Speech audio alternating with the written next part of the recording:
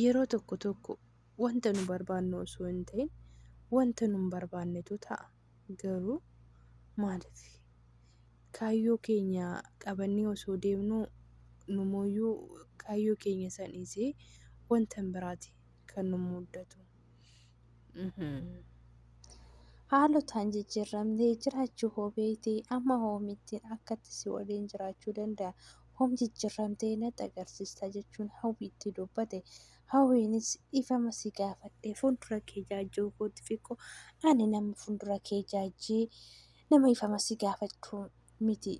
Ani jireenya koo keessatti kan na gaddisiisu maal akka ta'e yoo beektee ija dhiiran akkasii arguu kooti jechuudhaan kabalaadhaan boonaa yeroo tokko fuula isaa keessa dhoftee biraa deemte. Boonaanis yeroo kanatti waan baay'ee gaddee akkamitti maaliif qalbii hin bitanne jechuudhaan ofitti gaddee taa'e. Simboo na hubachuu maaf sitti dhufate dirqama anaafis seenaa hojjechuudhaaf dirree waraanaa deemuu qaba jedhee Simbootti dubbate. Simboonis kanaafuu maal jechuu barbaadde jechuudhaan kutaa tokkichi cimaan isaa nu biratti koo seenaa jireenyati jechuudhaan itti dubbata.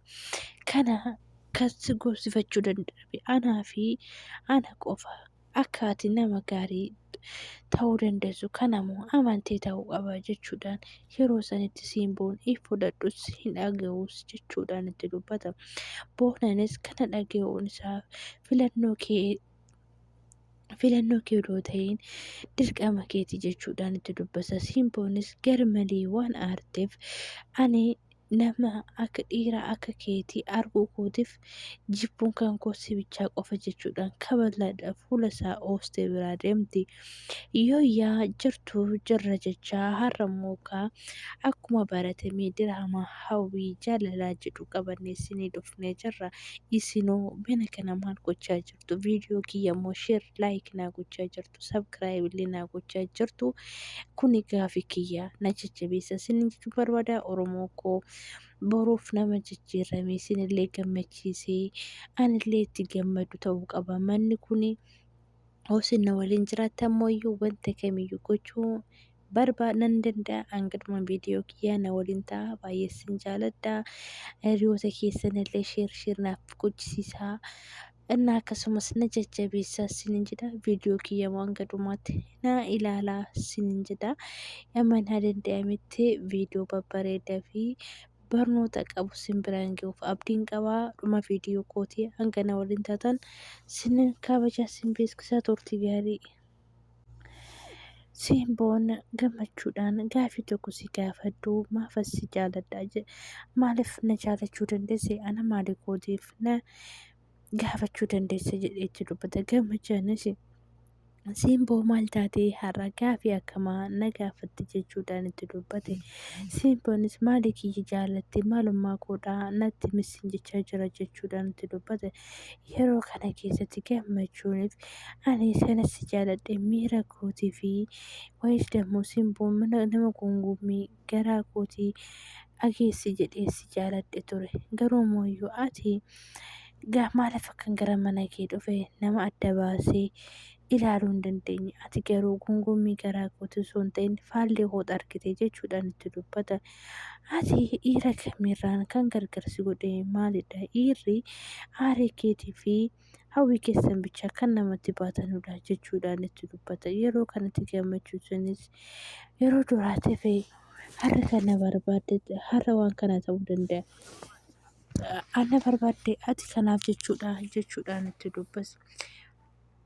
Biroonis yeroo kanatti Simboonis ati hamma har'aatti jaalala kee kana sirraa fudhannee fi kan si amanuu hin dandeenye jaalala kee duraa natti himi jechuudhaan wanti na didde jechuudhaan ani hanga har'a gahuu kanan zimsiin jechaa ture seenaa kan kee duraa dabarsitee hanga natti himuu barbaaden ture. Garuu mootis seenaa kan kee natti himuu hin dandeenye jechuudhaan deebistee fi gammachuun Simboo ati seenaa koo darbe baruudhaan maaf akkas godhe hin beeku. Garuu moo ani deebisuu kootii fi seenaan ani gaariidha jedhee maqaa of tokko wanta hin qabneef jechuudhaan itti dubbate. Seenaa koo gaariidha jedhee fudhachuuf amilee hin qabu. Sii galeedha miti. Sii galee miti seenaa koo sitti immoo baay'ee na qaanessa jechuudhaan itti dubbate. Biroonis Simboonis dhiira kanan ani wajjin jiru dhiira ta'ee dubara ta'ee kana wajjin na jaalate adda baafachuu waan nama dadhabeef jechuudhaan itti dubbata. Gammachuunis na jaalachuu keetii fi ofitti amanamummaa wanta ofitti hin qabneef asirraa dubbata hin qabu jedhe. Yeroo kanatti Simboonis seena darbee dhiirri dubbata jechee hubachuu dadhabuu ofitti gad-aanummaa isaa akkamii akka ta'e baay'een ofitti gadda jechuudhaan itti dubbata. Gammachuu yeroo kana keessatti simmeeti jecha onnee isaa waan xuuxuuf baay'ee tokko gaddee innis garaa ofii keessatti haasa'an itti fufe. Akkamitti isheenis hidhii isheetti naannachaa waan deebii ishee deebistuu abdee waliin turani. Yeroo kana keessatti Simboonis gadda isaa argitee ammas ishuma jaalatta jechuudhaan itti dubbate. Biroonis yeroo kana keessatti isheenis waan baay'ee ishee jaalatuu fi wanta ishee waliin ta'uu isa barbaaduu fi inuu seenaan kiyya isa kana fakkaata jechuudhaan isatti hime. Ani yeroo hundaa wannan ishee dubbisuu hin barbaanneef kanan si uskaa ture jechuudhaan itti dubbate. Isheenis kanaafiyyuu na uskaa turte jechuudhaan waan gadda isaatti baay'ee gadditeef itti dubbachuu hin dandeenye. Isinoo mee maal fakkaatu jechuudhaan jaalala dura darbee maaliif qinaatii waynis dammoo aarsa ishee keessa galchuu danda'a. Sababiin isaa jaalalli dura dabre namni ishee dura jiru waan isa gaddisiisu tokko hin jiran natti fakkaatu. Gammachuun yeroo kana keessatti tizitaa achi waliin dabarsee yaadachaa osoo taa'aa jiru isheenis gammee koo nagaa jirtaa jechuudhaan morma isaa gubbaa teessee yeroo kanatti nagaa koodhaa baga nagaa dhuftee jechuudhaan ishee taqabbale. Nagaa dhakaa jirta miti jechuudhaan nagaa dhaggamee gisee gaafatu. Isheenis sa'aatii sirgina seessa dhuftee eessa na yaadatte jechuudhaan gaafata. Isheenis dhufuu danda'u jedhee gisee gaafatutti baay'ee tokko na barbaadde turte maal rakkina jechuudhaan itti dubbate. Barbaacha guddaa akkasii miti jechuudha. Garuu amala ati qabdu har'a boru sirroofta jedhuman jedhu guyyaa meeqa darbee har'a geenyee jira. Amma garuu baay'ee na luffisiisee jira jechuudhaan itti dubbata. Yeroo kana keessatti Simboonis bakka ati hin jirre namni akka hin jiraachuu hin dandeenyu natti fakkaata jechuudhaan itti dubbattu. Lakkii ani akkasiin jechaa hin jiru. Ati akkaataa amanaa wajjin jiraachaa jirtu kana nama biraa wajjinis akka jiraachaa hin jirtu jechuudhaan itti dubbata. Yeroo kana keessatti Biroonis Simboonis ana malee jecha jedhu kana aballeessitee jirta garuu mooyyuu hin yaadin jechuudhaan itti. Atillee yaadni Biroonis yaadni kun eeyyee likuma jette garuu amalli kan kee dubbannaan kan kee wanti hundaa kee waan jijjiiramu natti fakkaatu. Nama jireenya koo hin jijjiirre jedhee sitti mul'achuu kootiif dhiifama naa godhe jechuudha. Simboonis itti dubbata. Gammeenis isa kana dhugaa jirte garuu mooyyuu wanti dhiifamaan fuuldura koo fidu kumaa fi kitila kanaafiyyuu kana hin daggatin jechuudhaan itti dubbate.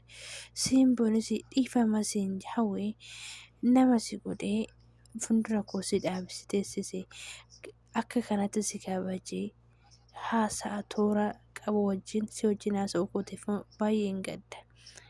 Isa kanaafuyyuu dhiifama akkanaa gootuun gadda jechuudhaan itti hawweenis wanti hundumtuu haaloo taana jijjiiramuu wanti akka jiru beekta jedhee yaada jechuudha. Yeroo kanatti Biroonis haalotaan hoo jijjiiramu yeroo kamiyyuu oom jijjiirama jechuudhaan itti dubbata. Yeroo kana keessatti hawweenis ani narraa waan gaarii argatta jettee hin yaadini. Kanaafiyyuu waaqayyo ani nama si ta'uu maluu dhiisuu hin danda'a jechuudhaan itti dubbate. Innis hawaasa keenya keessatti onneen jaalalaa gowwaadha hin cittu jedhu. Ani immoo onnee kanaan isan kanan qaba jedhee yaada ture. Garuumayyuu isatu nama hin taane irratti na kuffisee yeroo kootiin taphacha jechuudhaan itti dubbata. Hawweenis amma ammaatti kufaatii gaarii fuulduratti kufti ta'uu danda'a. Garuumayyuu jireenya kan kee fuulduraatti wanta akkasii akka sirraa hin mudanne abdii qabaachuu dandeessa ta'uu danda'a jechuudhaan deebistee fi isinoo diraamaa kanarraa mee maal hubattan hanga kutaa itti aanu walitti deebiin turtii gaarii baay'ee sin jaalladha baay'ee.